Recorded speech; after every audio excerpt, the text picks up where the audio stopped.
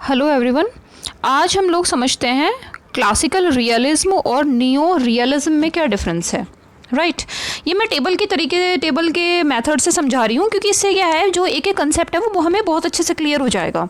तो देखिए, जब हम लोग इंटरनेशनल रिलेशंस की बात करते हैं तो उसमें क्या मेन जो एक चीज़ है वो है पावर, है ना। पावर की लिए ही एक तरीके से इंटरनेशनल रिलेशंस जो हैं बनते हैं, बिगड़ते हैं, सब इसी की वजह से कि हम कह सकते हैं कि होता है। तो ये मेन क्रक्स है, ठीक है।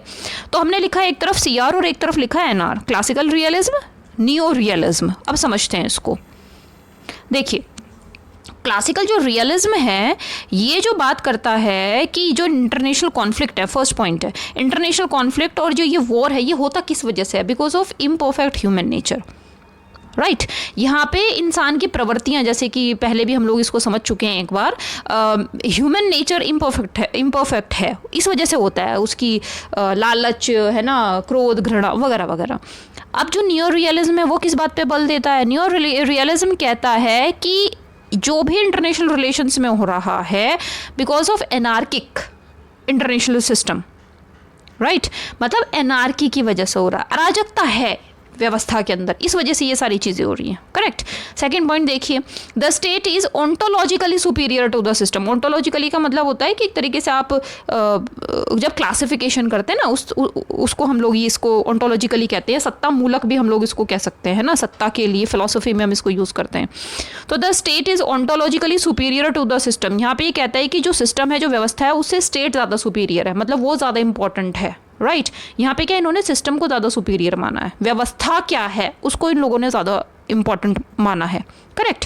थर्ड पॉइंट देखिए, क्लासिकल जो रियलिज्म है वो डिफरेंशिएट्स बिटवीन स्टेटस को पावर्स एंड रिविजनिस्ट पावर्स। मतलब ये स्टेटस को पावर्स कौन सी हो गई?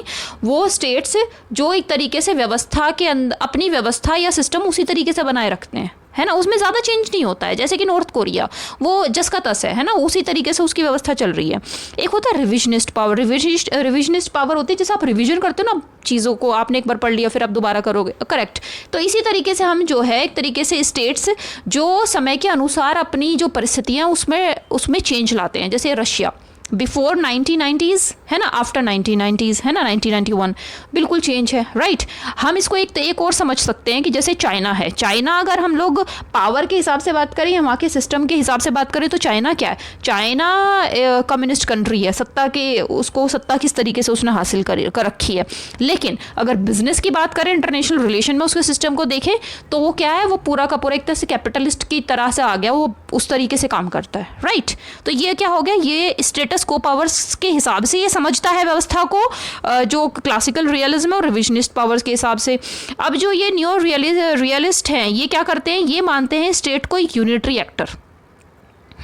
यूनिटरी एक्टर का मतलब है कि अदर चीज़ों पे फोकस ना करके सिर्फ स्टेट के ऊपर फोकस करना है। स्टेट किस तरीके से क्या है वो मैटर नहीं करता है, स्टेट है बस, ये सबसे इंपॉर्टेंट बात है। राइट उसके बाद देखिए, confine, fourth point, confine its analysis to subjective valuations of international relation। यहाँ पे क्या सब्जेक्टिव वैल्यूएशन, सब्जेक्टिव का मतलब ये हो गया कि व्यवस्था के हिसाब से उसके ऊपर जो लोग हैं, क्योंकि यहाँ पे क्या ह्यूमन को मानना है, तो ह्यूमन के हिसाब से चीज़ें चल रही हैं यहाँ पे। राइट जैसे कि मोदी जी के आने से पहले हमारे यहाँ की जो देखिए फॉरेन पॉलिसी थी वो बिल्कुल अलग तरीके से थी, अलग तरीके की फॉरेन पॉलिसी थी, बिल्कुल अलग तरीके से थी। आज क्या बिल्कुल एक तरीके से यू टर्न हो गया है फॉरेन पॉलिसी के अंदर, है ना। पहले पाकिस्तान नरेटिव सेट करता था, अब इंडिया नरेटिव सेट क्या करता है, नरेटिव जो है सब कुछ इंडिया के अपने हिसाब से चीज़ों को कर रहा है वो। राइट तो अभी तो यही है सब्जेक्टिव वैल्यूएशंस, कहाँ पे किस तरीके से ह्यूमन, उसकी जो व्यक्ति सत्ता में है उसके इमोशंस, उसकी फीलिंग्स, उसका थॉट प्रोसेस वो किस तरीके से प्रभावित होता है, और वो जनता की सोच से कैसे प्रभावित होता है, जनता की सोच का क्या इम्पैक्ट उसके ऊपर होता है, वो सब चीज़ें जो होती हैं यहाँ पे ये है सब्जेक्टिव वैल्यूएशंस इंटरनेशनल रिलेशंस के अंदर। करेक्ट।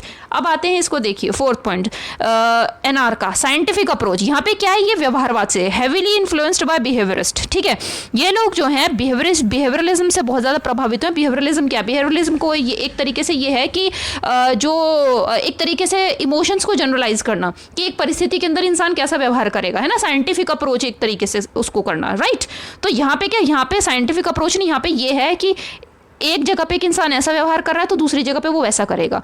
न्यूरोरियलिज्म जो है वो कहता है कि जनरल इमोशंस को समझना कि एक परिस्थिति ऐसी होगी और दोबारा ऐसी परिस्थिति जनरेट होगी तो उस पर भी ऐसा ही व्यवहार किया जाएगा, एक स्टेट इसी तरीके का व्यवहार करेगा। करेक्ट। नेक्स्ट देखिए, fifth point, conflicts arise because states are self interested and power seeking units. बिल्कुल सिंपल है ना। कॉन्फ्लिक्ट होता ही किस वजह से है? क्योंकि ये जो है चाइना जो है उसकी एक्सपेंशनिस्ट पॉलिसी है। हमारा कॉन्फ्लिक्ट उससे मतलब जैसे कोई भी डोकलाम या कुछ चीज़ें जो चलती रहती हैं वो किस वजह से चलती रहती हैं? बिकॉज सेल्फ इंटरेस्ट है ना, और पावर सीकिंग यूनिट्स, राइट। अब ये क्या कहते हैं जो न्यू रियलिस्ट हैं, ये कहते हैं conflicts arise because of anarchy. ये कहते हैं अराजकता की वजह से चीज़ें होती हैं। करेक्ट। देखिए मैं एक बात बताती हूँ, क्या है कि कोई भी थ्योरी परफेक्ट और कोई भी थ्योरी पूरी की तरह इम्परफेक्ट नहीं होती है ना। कुछ थिंकर्स किसी बात को ज़्यादा बल देते हैं, कुछ थिंकर्स किसी बात पे ज़्यादा बल देते हैं। तो समय के अनुसार हम लोग सारी थ्योरीज को लेके चलते हैं, उसके हिसाब से इंटरनेशनल रिलेशंस चलते हैं। अगर हम थ्योरेटिकली बात करें तो ये है, प्रैक्टिकली तो चीज़ें अलग तरीके से भी हो सकती हैं, राइट। तो इसमें क्या है, इन्होंने बोला अराजकता होती है। अब अराजकता को हम कैसे समझ सकते हैं कि चाइना कई बार अराजकता करता है, इसी वजह से हम लोग रिएक्ट करते हैं। हम इसको ऐसे भी समझ सकते हो अराजकता है, ये भी बात बिल्कुल सही है।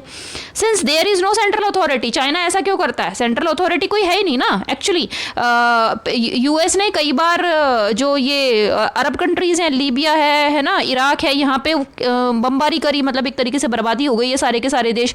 कारण क्या था? कारण ये था कि ये इनके सोच किए थी कि वहाँ पे न्यूक्लियर कुछ वेपन्स या इस तरीके की चीज़ें, लेकिन निकला क्या? और ये फिर यहाँ पे वो डेमोक्रेसी स्थापित करने जा रहे थे, है ना।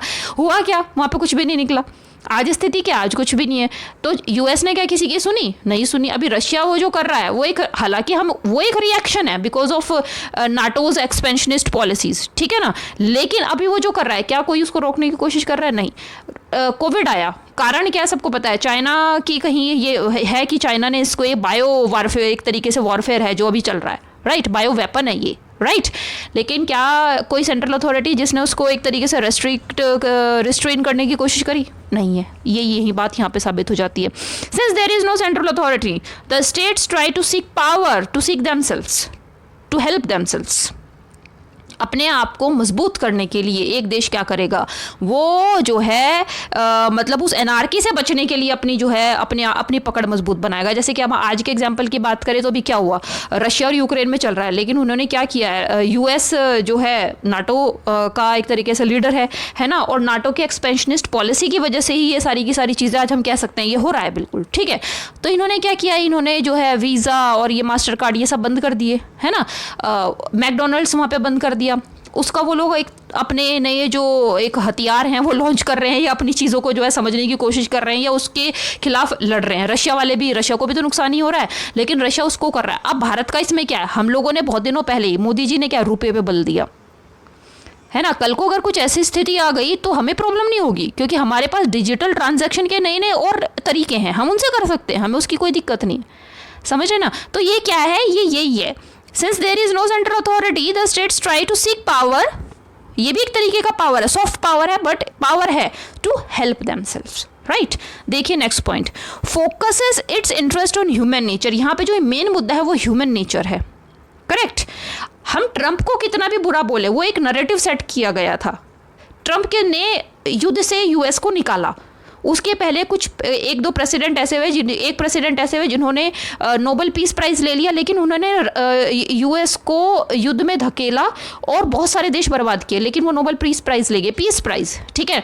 ट्रंप ने यूएस को निकाला, ठीक है। उनके समय पे ज़्यादा युद्ध नहीं हुए और उन्होंने बहुत चीज़ों को कंट्रोल करके रखा, लेकिन बिकॉज ऑफ नरेटिव वो जो है अपना चुनाव हार गए, राइट। अभी देखिए क्या स्थिति है, वीक यूएसए, राइट। तो देखिए यही बात है, यहाँ पे क्या है, एक तरीके से ह्यूमन नेचर, हम यहाँ पे इस बात को ये समझ सकते हैं। सिस्टम तो वही है, लेकिन व्यक्ति जो था उस पद पे उसने चीज़ों को प्रभावित किया। अब इसको देखिए, focuses it's interest on the structure of the system. व्यवस्था ऐसी है, इसी वजह से वहाँ पे ऐसा हुआ। अब इसको हम इस तरीके से भी समझते हैं, कान इधर से पकड़िए चाहे इधर से पकड़िए, व्यवस्था ऐसी थी, इस वजह से इस तरीके की जो चीज़ें वो हुई, राइट। तो यहाँ पे क्या स्ट्रक्चर को समझने की कोशिश की जाती है। इंटरेस्टेड इन पावर, क्लासिकल जो रियलिस्ट हैं जो ये पावर, यहाँ पे एक तरीके से शक्ति की ज़्यादा इंपॉर्टेंस है, और यहाँ पे जो है न्यू रियलिस्ट जो है शक्ति तो है, लेकिन वो शक्ति किस वजह से है, वो सिक्योरिटी के लिए है। दोनों चीज़ में फ़र्क हो गया, करेक्ट। डिफेंसिव ऑफेंसिव, पहले मोदी जी से पहले हमारे भारत की जो स्ट्रेटेजी थी वो क्या थी, डिफेंसिव, हम लोग डिफेंसिव रहते थे हमेशा। कश्मीर पे हम डिफेंसिव रहे इतने साल, हम हमेशा डिफेंसिव रहे, ठीक है। लेकिन अभी क्या है, अभी हम लोग ऑफेंसिव डिफेंसिव भी हैं, लेकिन कई जगह पे डिफेंसिव है, लेकिन हम ऑफेंसिव भी हैं, अटैक। हम अब भारत बर्दाश्त नहीं करता है, राइट। तो ऊपर का ह्यूमन नेचर, यहाँ पे क्या स्ट्रक्चर को समझने की बात है। तो चीज़ों को इस तरीके से हम लोग अगर एग्जाम्पल के तौर पे समझेंगे तो क्लियर और होता चला जाएगा। नेक्स्ट पॉइंट देखते हैं, believes in the implementation of strategies, right, to approach conflict in international relations. इस तरीके की रणनीति जिससे कि जो कॉन्फ्लिक्ट है इंटरनेशनल रिलेशंस में उसको समझाया, उसको उसके एक तरीके से सत्ता का उपयोग इस तरीके से कि जो कॉन्फ्लिक्ट है उसको हम किस तरह से हैंडल कर सकें। यहाँ पे इसकी बात होती है क्लासिकल रियलिज्म के अंदर। यहाँ पे क्या है, यहाँ पे जो है यहाँ सत्ता के लिए बात हो रही है और यहाँ पे क्या सिक्योरिटी के लिए। जैसे मैंने रुपये का एग्जाम्पल दिया है, हम पहले से रुपए की तरफ को चल रहे हैं। जो डिजिटल पूरा का पूरा जो सिस्टम है, ट्रांजैक्शन है, उस पर बहुत टाइम से गवर्नमेंट का जो पूरा का पूरा बल है, राइट। हम जो है हमने कश्मीर को अपना एक तरीके से अब क्या किया है, पीओके पे बात होती है। पहले पीओके पे बात ही नहीं होती थी, हमेशा जो है इस हमारे वाले हिस्से के ऊपर बात होती थी, है ना, ये कश्मीर और इसका ये होना चाहिए वो होना चाहिए। अब बिल्कुल चेंज हो गई बात। ये सब हमने क्या किया, एक तरीके से सिक्योरिटी।